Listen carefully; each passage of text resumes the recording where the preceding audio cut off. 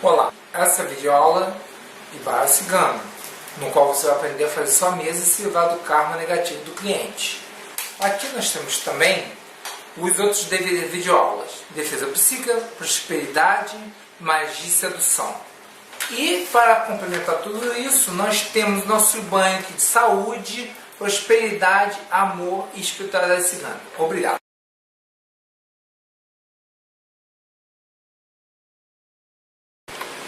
Boa noite, são 21 horas, horário do Brasil. Essa é a Rádio Web Avalon, um programa produzido pelo Templo do Druida do Brasil, www.duidismo.org.br. Hoje a apresentação não foi tão enfática como as outras. Hoje eu vou falar daquele que, resumindo, mudou ritos. Eu gostaria de falar de uma forma diferente, mas não tem como, né? Um programa produzido pelo Templo do Druida do Brasil, www.duidismo.org.br. No dia de hoje vamos falar daquele que mudou os ritos, alterou tudo que nós conhecemos como verdade, absoluta ou não. O nome dele é Apolônio de Tiana. Como vocês podem ver aqui, eu coloquei um mapa da viagem do mestre Apolônio de Tiana, para nós nos orientarmos. Dizem que ele e Dames fizeram toda essa rota em vermelho durante 80 anos, mais ou menos. E o que acontece? Vamos às perguntas de hoje. Vamos lá. Onde viveu e qual a sua importância para os druidas? O mestre Apolônio de Tiana, como o nome diz, né? Ele, vamos colocar assim, você vai entender mais tarde, espero, ao longo do programa. Ele surgiu na cidade de Tiana, que fica na Turquia. Por qual sua importância? Nós vamos também ver isso ao longo do programa. Por que ele não é muito citado? Porque ele foi acobertado, porque havia uma religião crescente no momento chamado cristianismo. Um novo profeta. Muda-se algumas coisas, mas muito do que é atribuído a esse outro profeta foi realizado pelo mestre Apolônio. O que ele representou para a comunidade da época? Ele fez ritos, ele curou, como eu vou dizer assim, ele acalmou revoltas por fome, déspotas, tiranos. Ele salvou populações inteiras de ataque de exércitos, entre outras coisas que nós vamos citar ao longo das perguntas. Como ele se tornou patrono da Magos? Porque ele foi aquele que deu o nome, as diretrizes, e para nós podermos fazer um trabalho que a gente desenvolve até hoje. Próxima. Quais eram os seguidores do mestre? Olha, aqui eu coloquei os principais, que não está listado, são 5 conhecidos. Aqui está o Gaius, o Demétrio, o Cínico, que não é cínico não, tá, gente? É da escola cínica, que é uma escola filosófica grega. É o Dioscórides, que era médico, o Mínipe, que era também um cínico da escola cínica. Na verdade, a gente podia dizer que esses dois eram os gaiatos do grupo. E não menos o Dames, o famoso Dames. Com quantos anos morreu? É a pergunta. Olha só, tende-se a acreditar que ele veio a desaparecer, nunca morreu. No ano 98 depois de Cristo. Mas nós vamos encontrar ele até o ano 300 depois de Cristo. Quais os seus principais ensinamentos? Olha, tudo que não é convencional. O mestre Apolônio, ele gostava de dizer que nada é o que dizem para você. O mestre Apolônio de Tiana era druida? Olha só, o mestre Apolônio de Tiana estava acima de qualquer rótulo. Os druidas que estavam com ele apenas o serviam. Ele não tinha rótulo. Não precisava de rótulo, ele estava acima disso. Qual a sua missão e a de seus discípulos no druidismo? Olha, para começar, todos que estavam com ele estavam destacados do conselho. Nós vamos ver isso, se for possível, ao longo das perguntas. Então, o que acontece? Uma das missões dele era visitar os cofres do templo, reativar, proteger, resgatar, como você quiser colocar em termos, fazer engenharia social e colocar muito das coisas da antiguidade em segurança, né? O mestre Apolônio é associado ao deus Apolo? Por quê? Porque essa visão na Bíblia, ele está como nome no Novo Testamento como Apolo.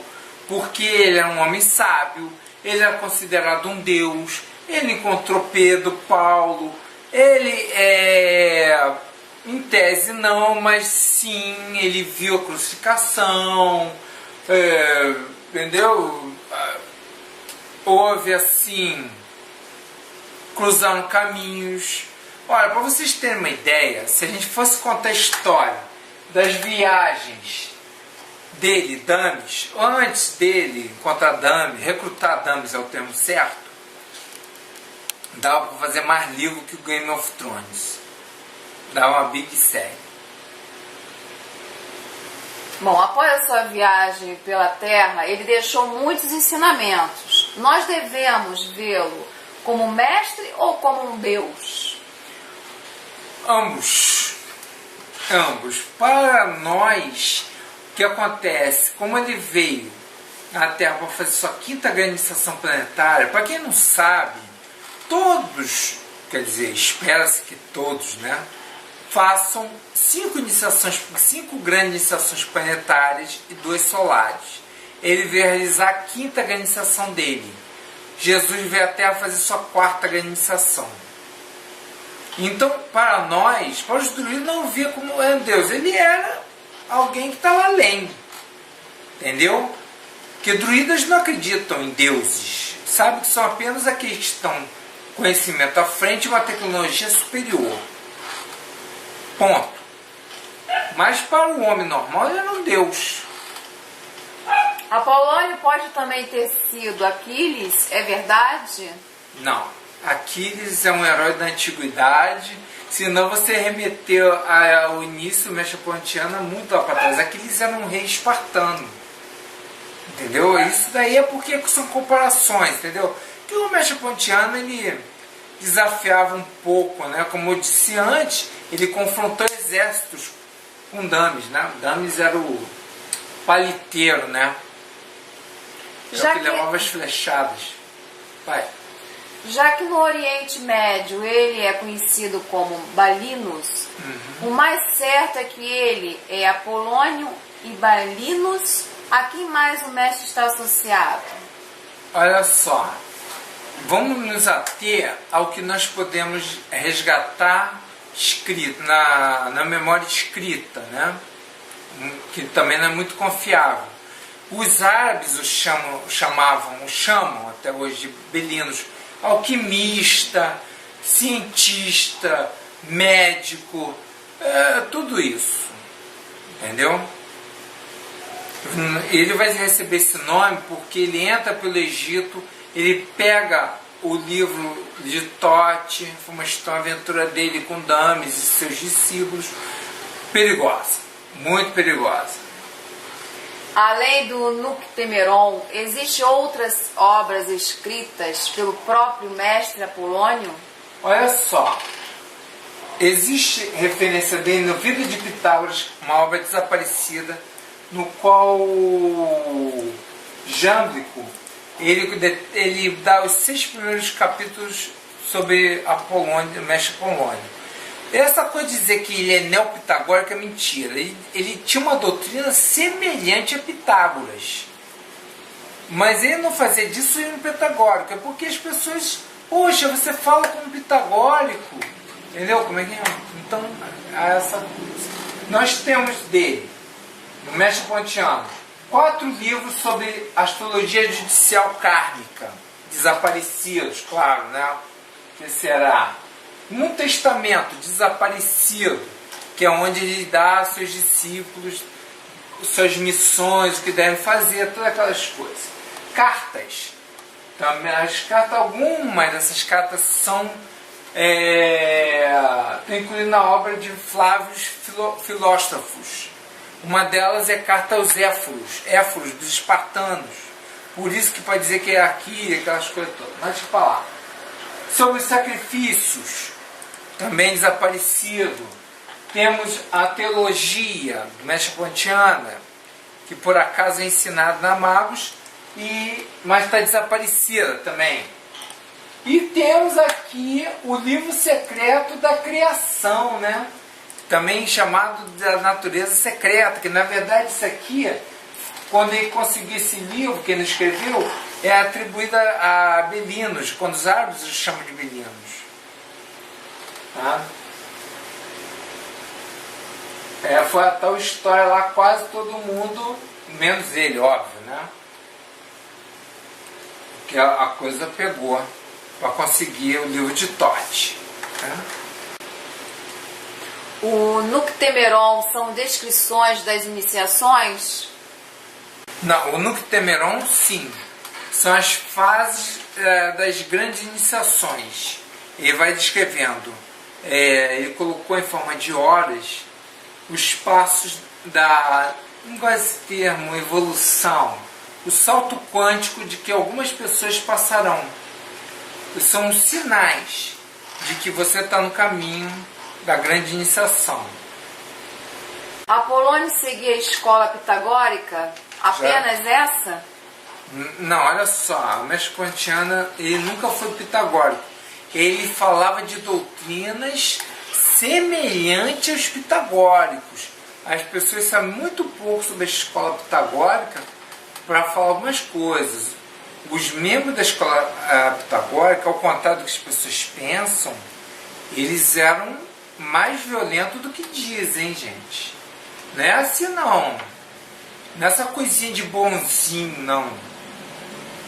Não tem ninguém bonzinho nessas escolas.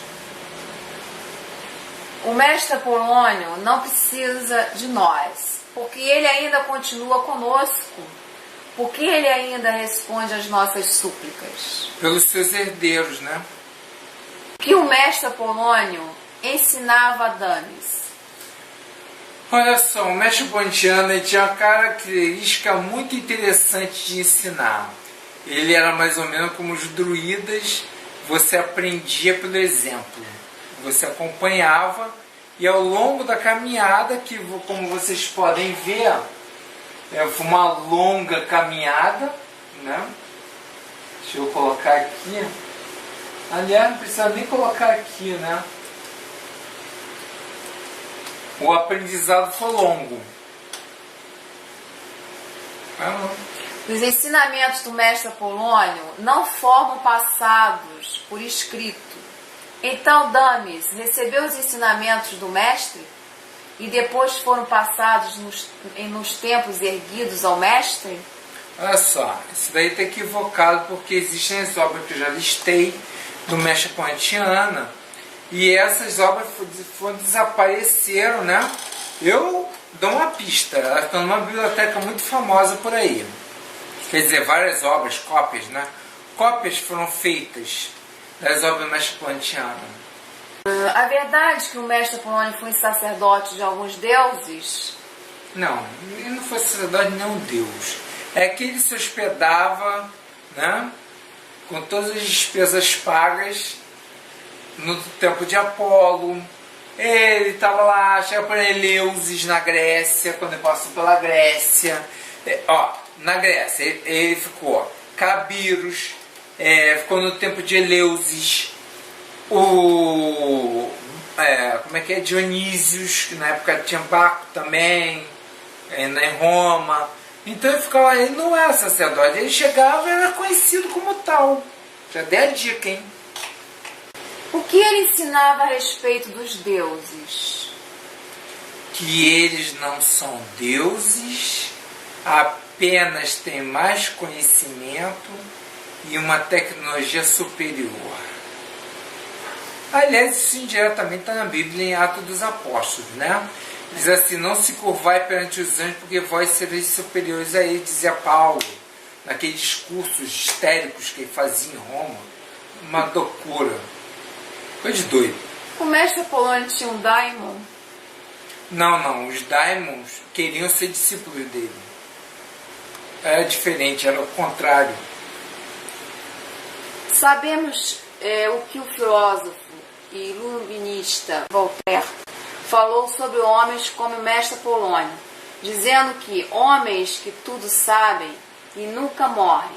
Então a minha pergunta é: quando o mestre Apolônio voltará a ser um homem público novamente? Essa pergunta é do nosso professor amigo de filosofia, né? Zeus. Adriano Zeus. Olha só, Adriano, ele veio à Terra fazer sua quinta grande iniciação. Então, deixa eu explicar.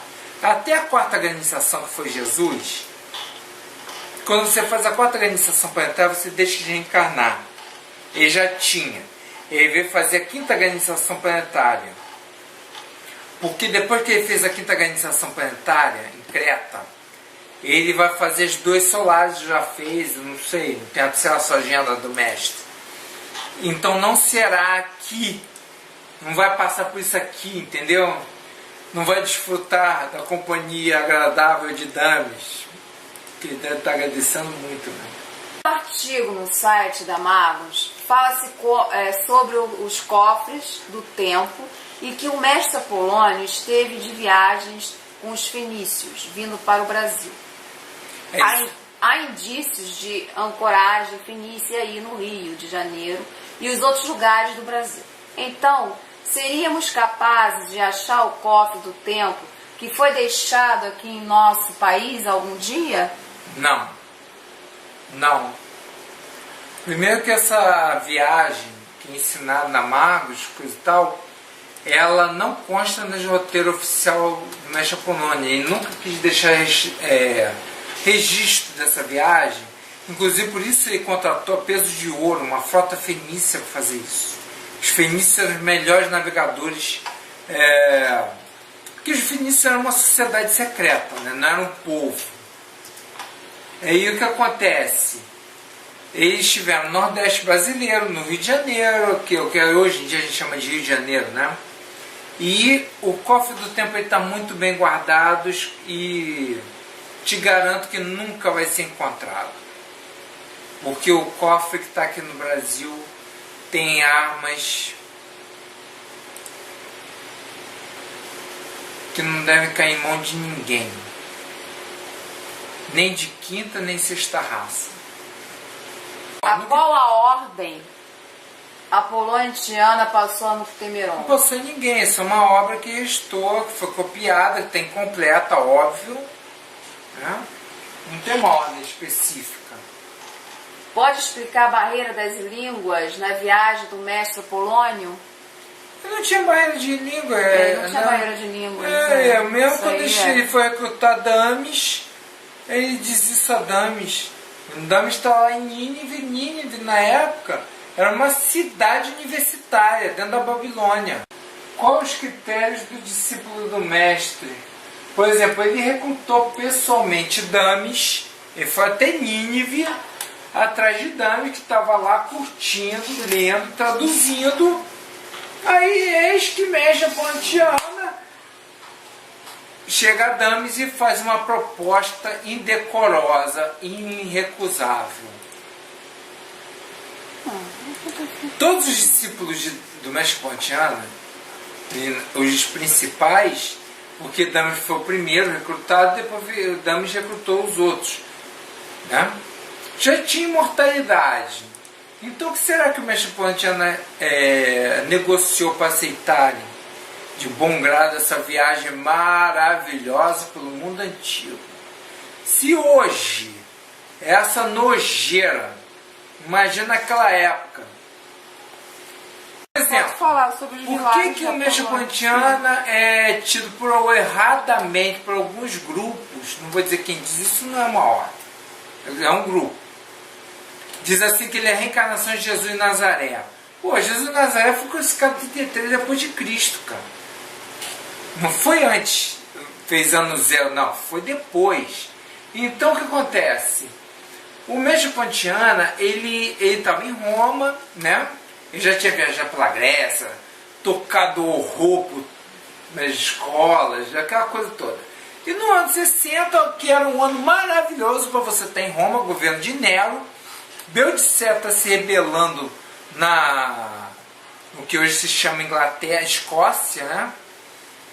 Pô, acabou de massacrar as legiões romanas na Inglaterra, no que chama Escócia, Inglaterra, expulsou os romanos das Ilhas Britânicas, é uma maravilha, Roma é polvorosa. E aí o mestre tinha essa mania. Aí vê um cortejo de uma nobre romana, aí a mãe chora, chora, aquela coisa, né, de velório. Então, aí ele mexe, por que choras, mulher? Calma, não chores. Aí Dami se desespera, ele não faz isso. Ele vai e ressuscita a menina. Nisso tem um jogo de palavras. O nome dessa menina é colocado como Talita. Só que Talita em aramaico quer dizer menina. Então o nome dela se manteve em segredo. E essa menina, e o pai, pô, ficou maravilhado. Foi polvorosa, estava polvorosa, né? Que os celtas tinham se rebelado de novo. Antes foi Vercingetorix, agora é Beldiceia. A mulher massacrou todo mundo. A Mecha Pontiana ressuscitando. Aí começou, Jesus voltou, foi confusão. Terminou com o pai daquele ouro pro Damis, né? Damis estava muito feliz com o ouro, uma quantia módica de ouro. Mecha manda devolver, mas Damis devolve o ouro. Aí a menina se torna discípula do Mecha Pontiana. E ela não é listada na história como discípula dele. Qual a pergunta que fizeram agora? Bom, o Horácio está perguntando aqui se o mestre ressuscitou os mortos, se era permitido ressuscitar os mortos, se ele ressuscitava os mortos, se era permitido isso. É a pergunta de Horácio. Horácio, entenda uma coisa. Ele está acima do bem e do mal, acima de tudo que você compreende. Há uma passagem que Dami pergunta para o mestre assim, mestre, por que o senhor fez isso? E o mestre Pontiano, ele não olhava para você. Ele diz assim, fiz porque eu posso. E naquele momento Damis recebeu um salto quântico. Entendeu? Eu vou contar uma história para vocês, que vocês pesquisar, vão ver que ele acabou com rebeliões, teve exército que ia massacrar a cidade inteira. Teve gente que parou de... os generais paravam quando chegavam na cidade, tinha uma estátua do Mestre Pontiana. Parava. Por quê? O Mestre Pontiana, o que ele fazia? Ele mandava dames, né? Avisar a gente, olha só, o Mestre Pontiano mandou vocês depor as armas e todo mundo ficar em paz, vocês não vão saquear, matar e destruir essa cidade. É claro que todo mundo ria na cara de Dami, mas Dami já estava acostumado com isso, entende? Era uma risada generalizada. E aí o que o mestre fazia? O mestre Pontiana fazia se matarem com suas próprias armas. Só poupava a vida do general para espalhar a notícia. Então o que você acredita? Que ele parava exércitos dessa forma ou era contando parábolas? Eu deixo para você decidir. Quer ajudar esse programa a continuar no ar? Mande sua colaboração para a sacerdote Márcia Matos.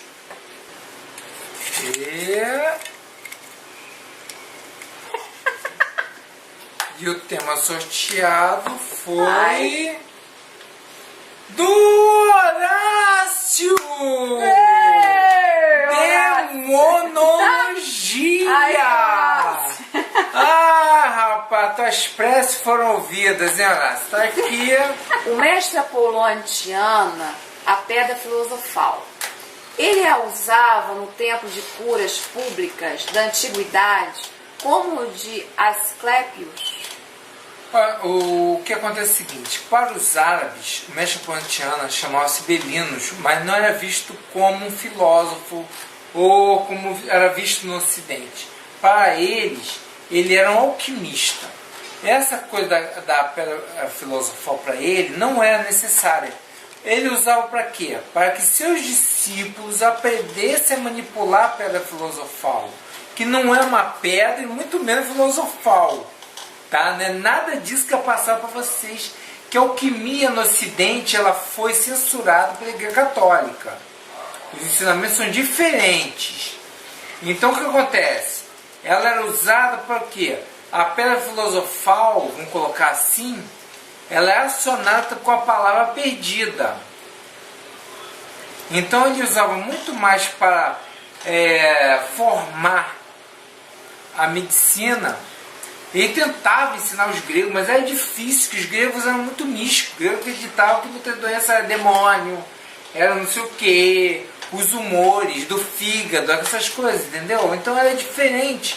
O que salvou a medicina ocidental foi a medicina árabe, que ele trouxe e passou Asclépio das bases de uma medicina, entendeu? Que não foi, porque isso era praticado de tempo, mas Pontiana não, trouxe só público, entendeu? Obrigado e até o próximo programa.